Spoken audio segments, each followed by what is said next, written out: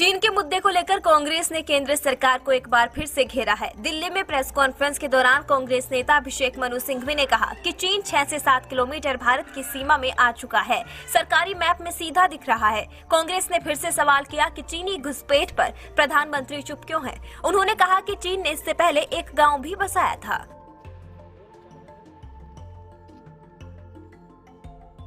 कांग्रेस नेता अभिषेक मनु सिंघवी ने कहा कि ये दुखद कहानी है। फरेब झूठ की विकृत तथ्यों के माध्यम से मामले को नई दिशा दे दी जाती है। सिंघवी ने कहा कि ये मुद्दे भारत की संप्रभुता पर वार कर रहे हैं।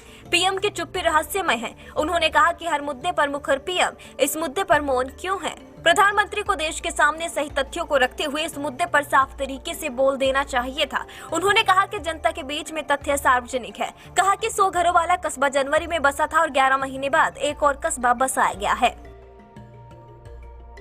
देखिए, जो आप कह रहे हैं वो गलत नहीं है, लेकिन जो कहावत है कि जब आपके घर में आग लगी है तो आप संसदीय समिति पहले बनाते हैं क्या?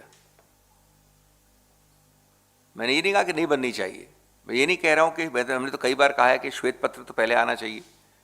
श्वेत पत्र की जरूरत क्या है? आपको घोषणा करने का शौक है इतने, कभी सुबह 9 बजे, कभी शाम को 8 बजे, तो कम से कम इसमें तो आप संबोधित तो कर सकते हैं राष्ट्र को।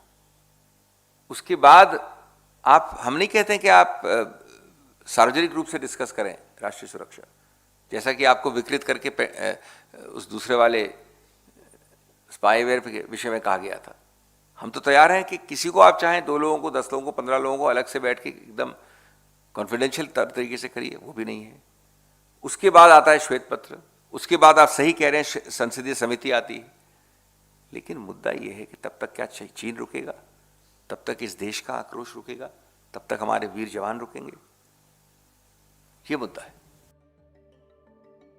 सिंघवी ने कहा कि भारत के क्षेत्र में अब नया कस्बा बना है, जिसे हमेशा हमने अपना बताया है। एक तस्वीर 2019 की है, अब 2021 की तस्वीर में साफ दिख रहा है कि यहाँ मकान बने हुए हैं। सैटेलाइट इमेज से एक्सपर्ट ने बताया कि पेंटागन भी इसे मानते हैं। अरुणाचल के नक्शे में भी साफ है कि हमारी सीमा के अंदर निर्माण हुआ है और ये नक्शा सरकारी है। यहाँ चीन के झंडे हैं।